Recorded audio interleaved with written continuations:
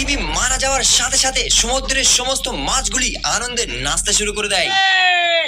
पेलीची नागिन निघाली पुन्हा बे डोळा लागला।